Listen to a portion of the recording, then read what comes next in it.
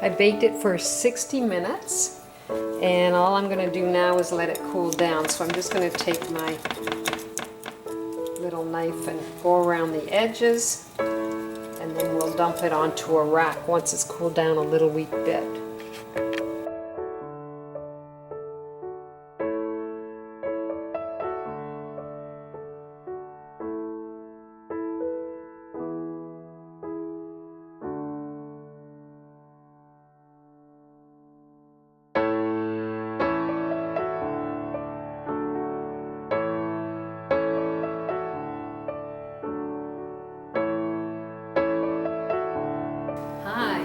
Welcome back to lowcarbrecipe-ideas.com.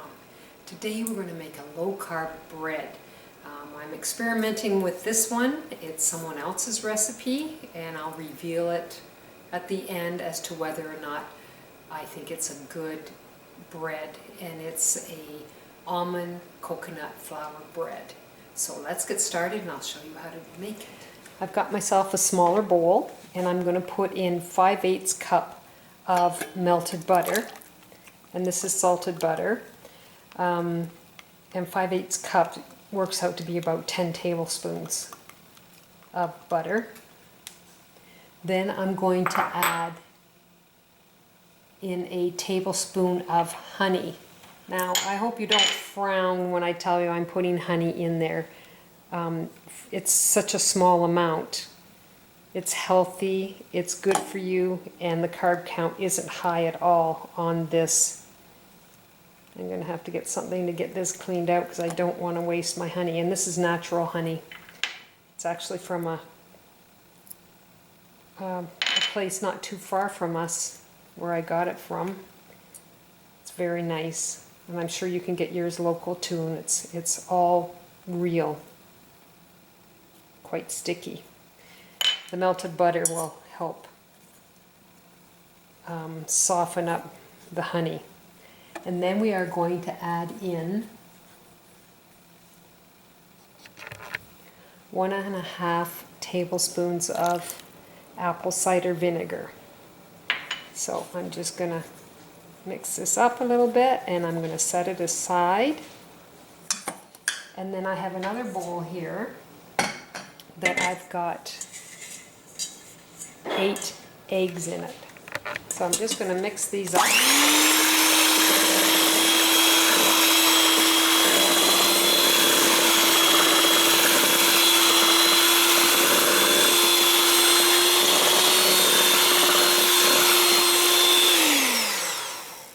And now we are going to add in 3/4 cup of almond flour.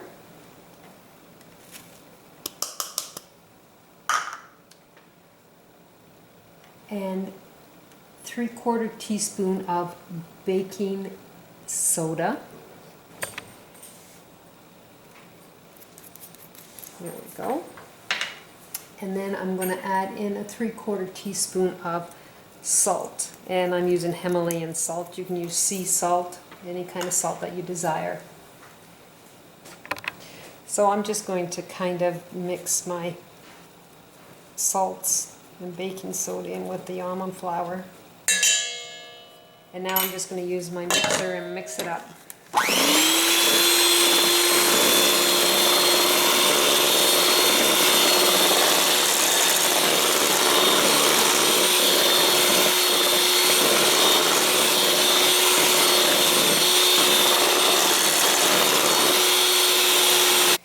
I'm just going to take my spatula and just go along the edges, and then we're going to add in our melted butter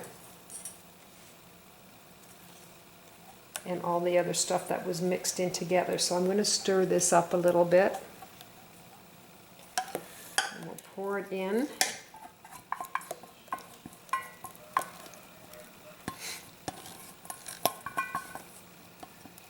And let's mix it up really well.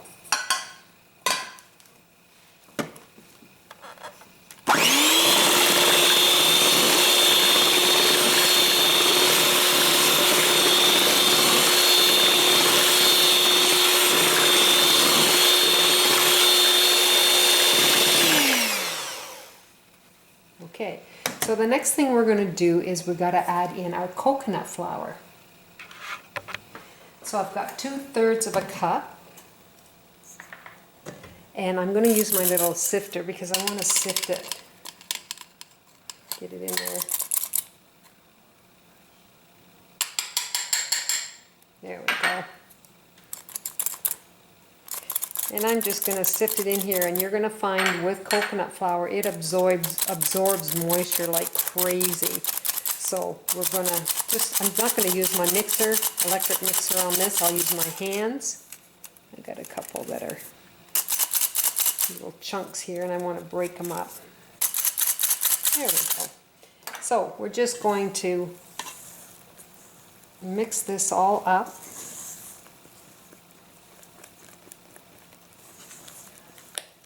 And you'll find it'll thicken. I'm just going to let it sit for a little bit after I've got it. See how thick it's getting already? But we want to make sure we've got all the lumps out.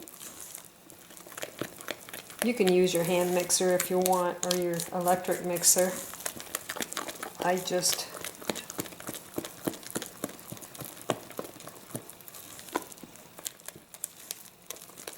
like to do it by hand. Then I don't have to clean the blades off as much. There we go. So I'm just going to let that sit for a few minutes.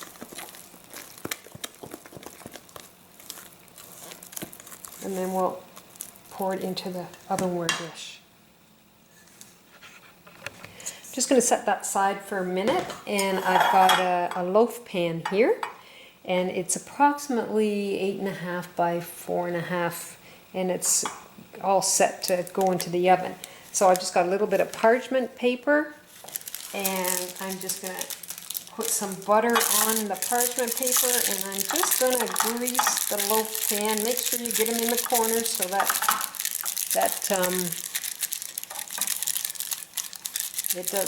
the loaf doesn't stick in the corners.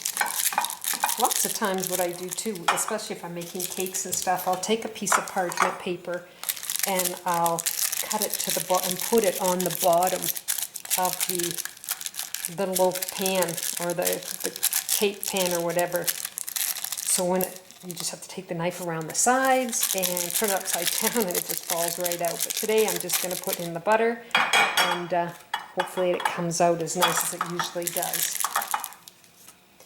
Okay, so let's add. You see how thick it is? That coconut flour just absorbs everything. It's pretty crazy what it does. Get everything cleaned out here. It's nice to have that toast in the morning, or make yourself a little sandwich.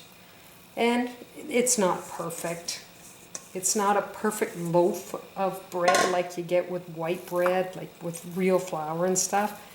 But if we can find some kind of substitute, let's go for it. Try and keep us on track.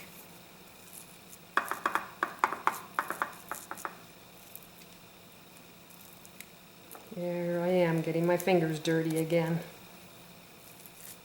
So just try and smooth it out as much as you can. And we'll get it ready for the oven. Now we're going to have the oven preheated, which I already have, at 300. And we're going to put it in between 50 and 60 minutes.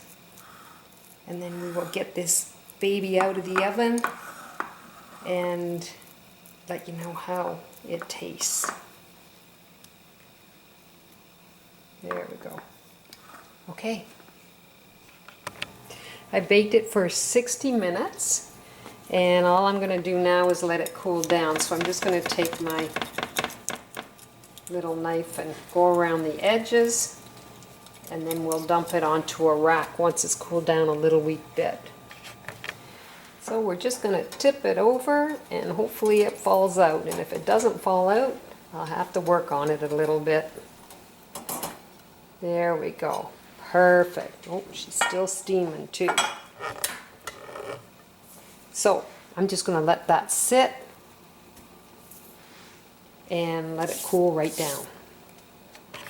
So here is my loaf of low-carb almond coconut flour bread.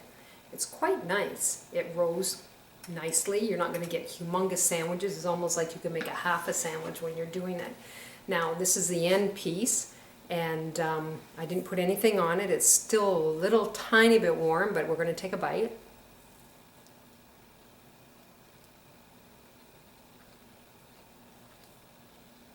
Very moist. Sorry, I got too much in my mouth. It's very moist. There's a little tiny bit of egg taste. I taste more butter than anything. It's a nice flavor. So I highly recommend this. Now what I did was I threw a piece in the toaster and I left it in a little bit longer. It's got a little bit of butter on there.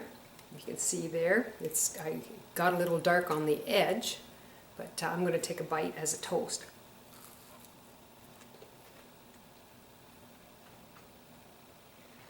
It's good. Very good. It's one of the better loaves that I have made. You need to go to lowcarbrecipe.com. Try this recipe and try some of my other ones. You take care, and I'll see you soon. Bye now.